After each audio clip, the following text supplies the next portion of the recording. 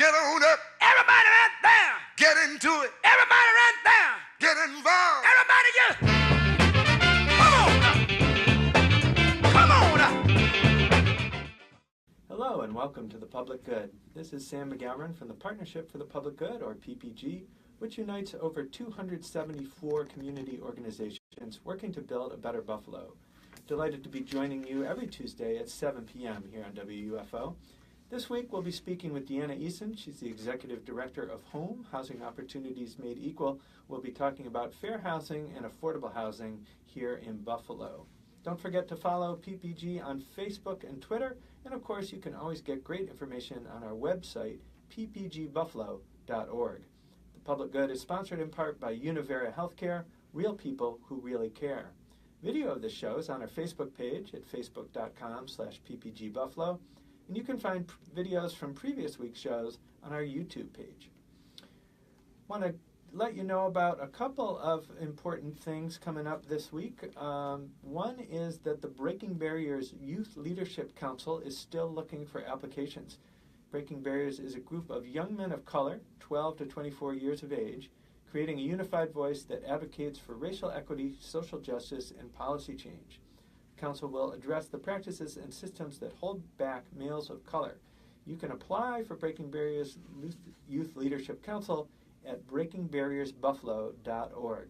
breakingbarriersbuffalo.org. So really urge you to check out that program if you are a young man of color or know of one who you think might be a good candidate to serve on a Youth Leadership Council. It is really a great opportunity. breakingbarriersbuffalo.org to learn more about that. Also want to let you know about our friends at Open Buffalo, their Emerging Leaders program. The Emerging Leaders are graduating this Saturday, and they are having a fundraising extravaganza Saturday evening from 7 to 11 p.m. at the Buffalo Arts Studio in the Tri-Main building. The 2017 class of the Open Buffalo Emerging Leaders program will be hosting this event, celebrating their success and graduation from the program. There's going to be live performances, food, cash bar, music, raffles, and more. For more information, take a look at Open Buffalo's Facebook page. I believe the tickets for that are $20.17 in honor of the Emerging Leaders class of 2017. Great opportunity. That's this Saturday night at Buffalo Arts Studio. Sure to be a very fun party. With that, I want to welcome our guest for today's program, Deanna Easton. She's the Executive Director of HOME, Housing Opportunities Made Equal. Welcome to the show, Deanna. Thank you so very much. Great to have you with us. We wanted to have you on to talk about HOME's great work and people's fair housing rights, also to chat a little bit about affordable housing in the city of Buffalo. And before I start asking you questions, Deanna, I just want to share with folks that PPG put out a big report on affordable housing strategies for the city of Buffalo last week. You can find it on our website, ppgbuffalo.org, and we put out a whole bunch of tools for the city to consider as it deals with the affordable housing crisis in Buffalo. And I just want to mention a few key kind of statistics from that study and a few of the tools that we talk about. The first one is to make it clear, and I think folks out there realize this, but rents really are going up fast here in the city of Buffalo. We experienced the 7th largest increase in rental affordability burden between 2015 and 2016, and homelessness correspondingly went up 10% from 2015 to 2016. And if you look at today's Buffalo News, there's an article about the impact of homelessness on the students in our Buffalo public schools, and it affects many Buffalo public school students experience homelessness over the course of the year. So that's really the most drastic problem in affordable housing, but of course it's also a big problem for folks who don't experience homelessness but are just paying way too much of their income toward their rent. And over half of the residents of the city of Buffalo can't afford their housing. In other words, they're paying more than 30% of their income toward their rent or their housing costs, and that's considered unaffordable. So, that's the problem that we're facing, and we think that there's a lot that the city can do to address that. We think it should pass an inclusionary zoning law, and Deanna, you and I will talk a little more about inclusionary zoning as we go through the program. We think that the city should be helping land trusts get established throughout the city. There's already one in the Fruit Belt, FB Community Land Trust. We think the city should be donating vacant lots to those land trusts so that they can keep housing permanently affordable here in the city. We think the city should be taking a hard look at how it does tax foreclosure, because thousands of people lose affordable housing through tax foreclosure, and we think many of them could afford to stay in their home with a little extra help and with better notices and better bill paying procedures from the city, accepting partial payments, doing some things that the city has been reluctant to do that we think would help people avoid tax foreclosure. And then when the city does foreclose on houses and those come into the city's hands, we think they need to be much more aggressive in turning those over to people who can homestead them, buy them for $1 and fix them up and live in them, or to nonprofits who can turn them around and turn them into affordable housing. The city has been really pretty, their record on turning properties over through homesteading is pretty weak, we think, and they could be doing a lot more. It costs the city an average of $20,000 to demolish a home. What if instead the city gave that house to a nonprofit developer with a grant of $15,000? The city would save $5,000 and we get another unit of affordable housing. And we also think that tenants in the city of Buffalo need some more protection from evictions, from discrimination, and that's where you come in, Deanna, and the great work that you do at home. So let's start by just asking you a little bit about what is Housing Opportunities Made Equal and what are some of the services that you offer? Well, HOME is a fair housing agency that works to ensure that Western New Yorkers have the equal opportunity to live in the housing and the communities of their choice. And we do this through education, advocacy, and the enforcement of federal, state, and local fair housing laws. We have three main programs, one being our education outreach program. Our education specialist is out in the community, boots on the ground. Mm-hmm. She's at tabling events. She's at presentations. Mm-hmm. She's doing dialogues for diversity. Teaching people their rights, most their fair definitely. housing rights. Oh, yeah. Landlord-tenant law. Mm-hmm. And the thing about HOME is that we don't discriminate. You know, we are equal opportunity. So we will advise housing providers as well as home seekers. Everybody has a right, and everybody needs to know their rights. Right. So we're open to doing that. You train both landlords and tenants, for example. Absolutely. People buying houses, people selling houses, people applying for mortgages, people all that good stuff. Mortgages. Yeah. We definitely do that. So the education piece and then is very important, and we also have our mobility program, which is our community housing center, and the mobility arm is there to help people who are searching for housing. So we gather lists, we scour the internet just looking for vacancies and affordable units for clients who call and they're in need. And we'll help anybody with that who's seeking. Oh, okay. Now, if so anyone looking for an apartment can we get will help assist finding them. Yes. Through HOME? Okay. Through HOME, that's correct. But we have a special program through our community housing center for our first-time Section 8 voucher holders. And, you know, what we can do for them is if they are looking to move into an area of greater opportunity, that's an area that has a census tract that has a lower poverty percentage. Right. We can assist them with up to a $400 grant for their security deposit. So that's our mobility program. So that's first-time Section 8 voucher holders who can access that particular program where they get help with their security deposit and help finding a unit in an area that does not have high poverty. Exactly. So that's a moving to opportunity type program. That came from a lawsuit, a federal lawsuit called Comer that had to do with how public housing and Section 8 housing was run in the city of Buffalo in a discriminatory way for years.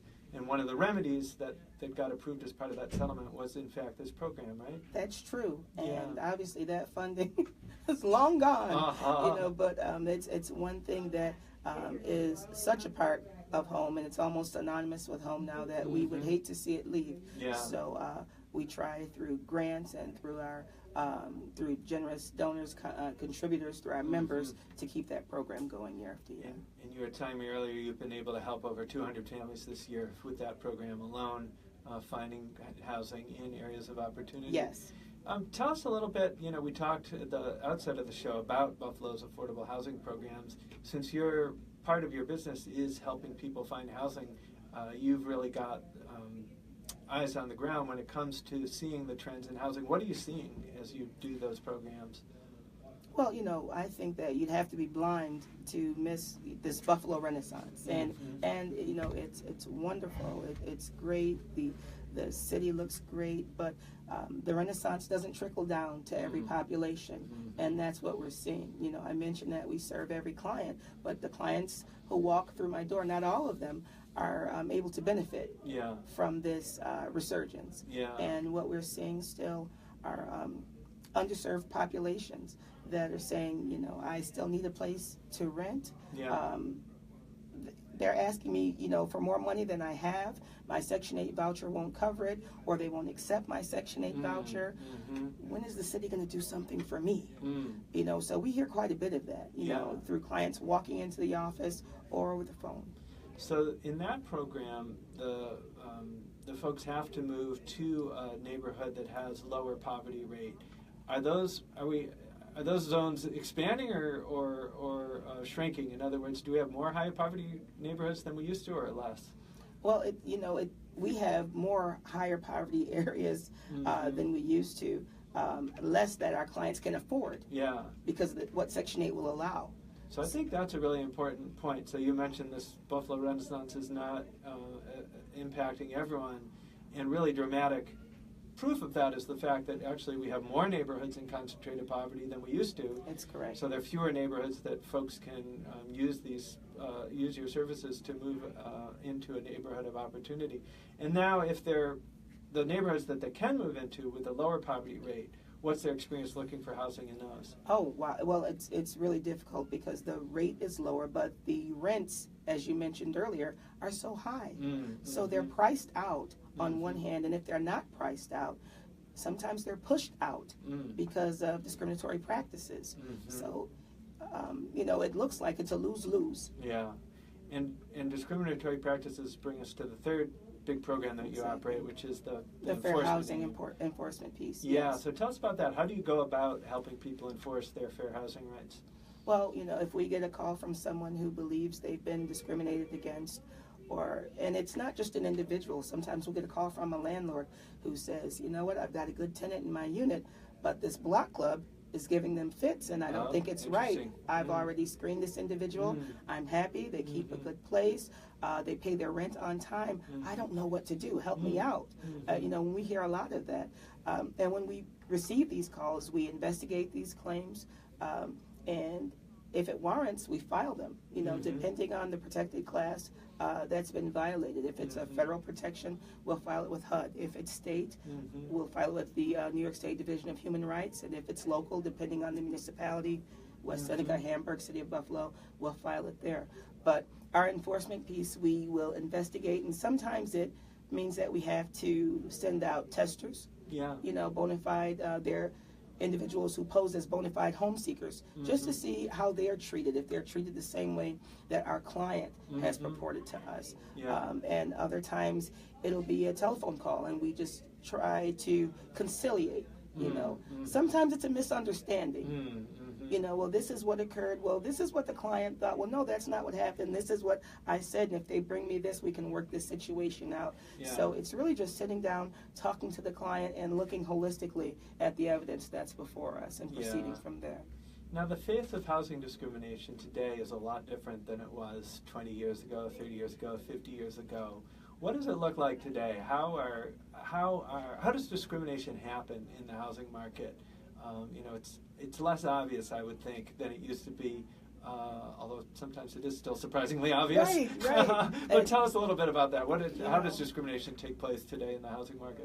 It's funny that you say that because, I used to say that the discrimination my parents faced in the 60s was different from what I faced. But now, because of the state of the world today, my 13-year-old twins are beginning to face a little bit of what my parents faced. Wow. So whereas 5 years ago, discrimination, you could be discriminated against with a handshake and a smile. You still see that, but there's this freedom now, just to kind of still say what you feel. It's almost like people believe it's okay, I can say whatever I want regardless of how you feel and your rights. I can deny you because I own this property. Yeah. Forget the laws that govern. So you're seeing that on the ground, that racism is a little more out in the open. Exactly. It's the not last as year or subtle so. as it used to be. Yeah, that is disturbing. What are the most common forms of discrimination that people who call you are facing? Source of income discrimination. And that's when a housing provider denies an individual the right to rent a unit based on their lawful source of income. Could be their Section 8 voucher. Maybe they have public assistance. Could be spousal support, SSI, SSD. Just denied because of that source of income. Yeah. That's the one that we see most frequently. And that's illegal here in the city of Buffalo based on a city law, also in Hamburg And in West Seneca, that's correct. but not in the other suburbs. So in other suburbs, landlords can still say, I don't take Section 8, sorry. That's correct. And that's legal. But in Buffalo, Hamburg, and West Seneca, if that happens to you, you should call home. Most definitely. Because you've been a victim of illegal discrimination. That's correct. So that's the most common kind that you're seeing. What are some of the other common kinds that you get? Then after that, we have disability discrimination and familial status discrimination. So housing providers who deny an apartment because they have a no pets policy and someone has an assistance animal, which is not a pet, an assistance animal. You know, I wear glasses, you know, and these are assistive to me so that I can see. And these assistance animals assist individuals who have, you know, certain disabilities with just helping to alleviate some of the symptoms of certain disabilities, or therapy animals. A lot of times, you know, a housing provider will say, no, you see, we have a strict no pet policy. Well, it's not the same thing. Also with familial status, you know, the presence of children in the family. A landlord will say, That they don't take kids? they don't take kids, or I don't take this many kids, or we normally don't have a problem with kids, but I have a senior living in a lower unit. So those types of And that's issues. all illegal? All of it's illegal. You just flat out cannot discriminate against families with children compared to other families. That's right. You know, there are certain exemptions, but, you know, don't bank on the exemption. Yeah, is that one of the ones, are the owner-occupants Yes. exempt from that? So if the landlord lives in the house, they can say no kids? Is that true? Right, but don't bank on it. Okay. Good to know. So that's some of the most common sources of discrimination that you're seeing. If folks out there are suffering from this, what's the best way to get in touch with Home and have it looked into? Definitely to give us a call. We are open Monday through Friday from 9 to 5. We have intake hours from 9 to 3, and our number is 716-854-1400. 716-854-1400. They can also get in contact with us on our website, which is www.homeny.org. All right, awesome. Well, let's turn now to talk about some of the policies that our city and county could pass and implement that would help make housing more affordable, more fair, more inclusive here in the Buffalo region. So you and I have both been involved in a call for the city to adopt an inclusionary zoning law that would say where new developer is creating rental housing of 10 or more units, a set percent of those units would have to be affordable to people with a low or moderate income. Tell us a little bit about why Home is interested in inclusionary zoning. What makes you support that concept for Buffalo? We're the 6th most segregated metropolitan region in the nation. And sometimes it feels like I say that 15 times a day. And I get tired of hearing myself say it, but it has to be said because it's a bad statistic for Buffalo. We don't want that reputation.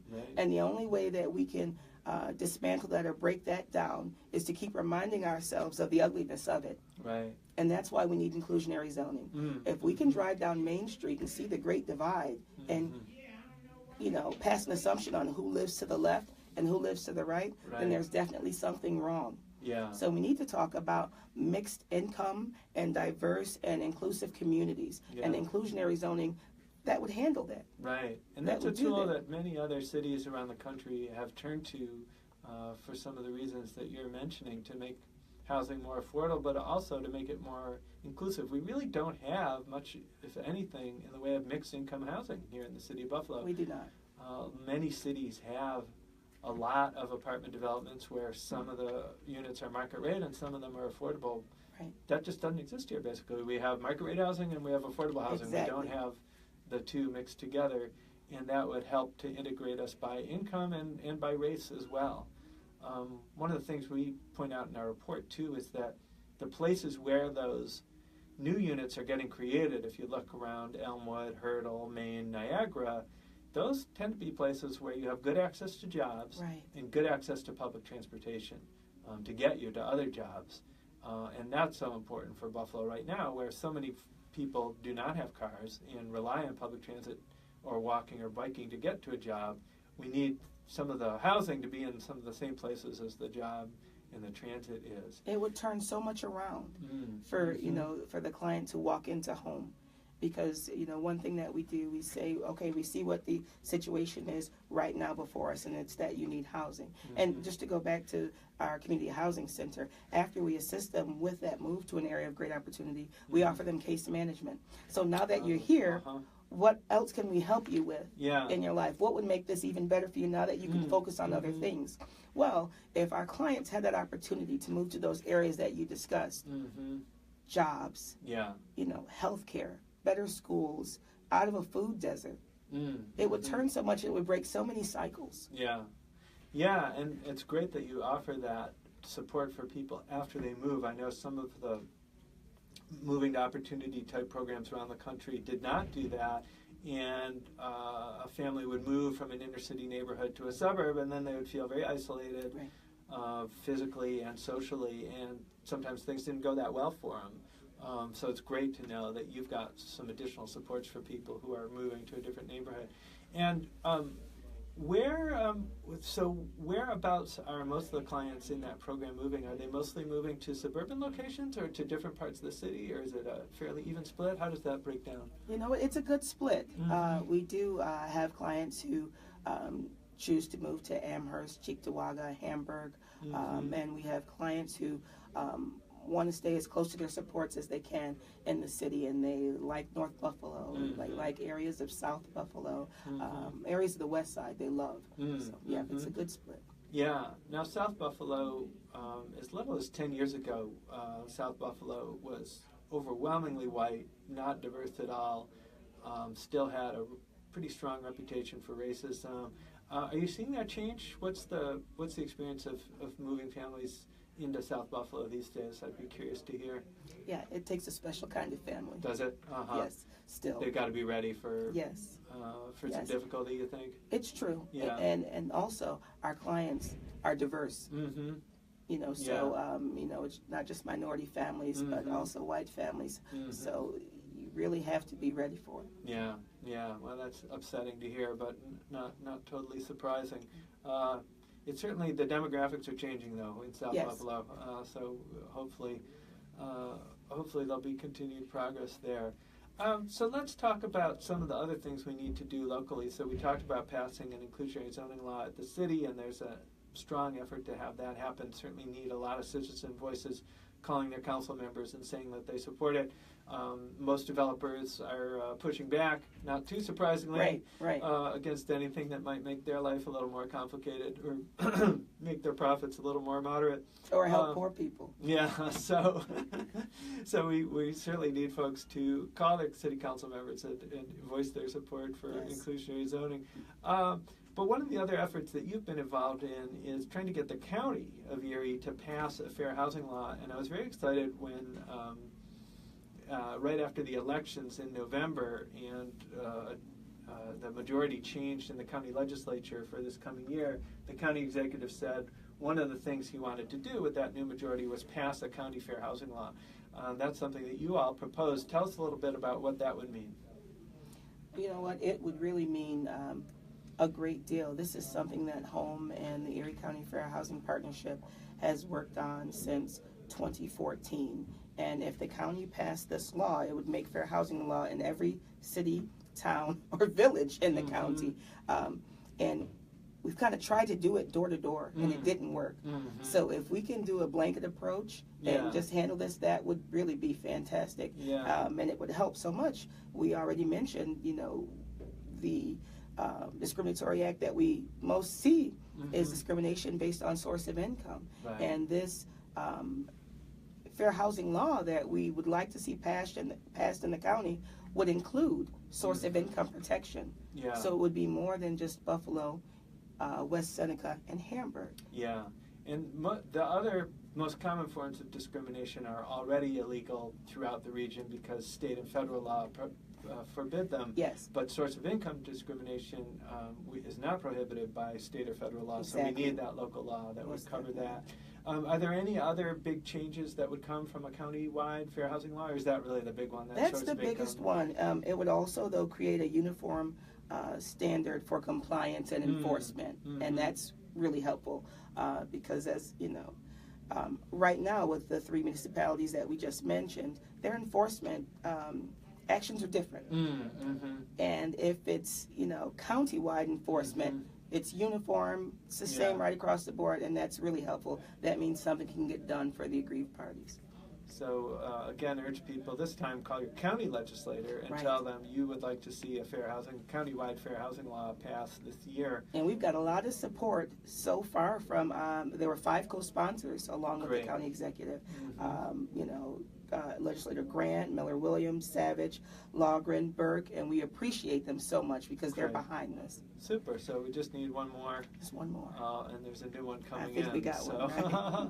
That sounds very promising, but I'm sure can use a boost from public support. Yes. Well, we are running low on time. I want to thank Deanna Easton from Home Housing Opportunities Made Equal for being on the show. And Deanna, I want to give you one last chance to tell folks how they can get in touch with you and what some of the most common reasons they would want to get in touch with you for would be. So just give us the quick version again, please, on home services and how to get a hold of you. Okay, if there's a situation with your landlord, maybe there are repairs that you need done and doesn't seem like the landlord is hearing you, I need you to give us a call. If you are a landlord and you're having a difficult time collecting your rent and you want to know how do I give notice to this tenant, or you want to know what are the proper channels towards eviction, I need you to give Home a call. If you suspect you've been denied housing based on your race, color, your religion, disability, the presence of children, any of the protected classes, then I need you to give Home a call. If you just have questions because you want to redo your lease or you need a rental application, call Home. Our number is 716-854-1400. And our website, you can reach us at www.homeny.org. That's homeny.org. All right, fantastic. You gave people a lot of reasons to call Home. So phone Home. That's right. As they say, and get access to all those great services. So important to have you in the community. So grateful that you have that Moving to Opportunity program, the housing counseling, and also, of course, the fair housing enforcement. A lot of cities don't have testers, and I think it's so great that you have testers who can investigate those complaints and get really solid evidence of discrimination where it exists. So great to have you in the community. Want to just remind folks that big affordable housing report that we came out with last week is on our website. It's called Affordable Housing Strategies for the City of Buffalo, and you can find that at ppgbuffalo.org. Well, that is it for this week. Join us next week and every week for the public good here on Power 96.5 FM and Mix 1080 AM.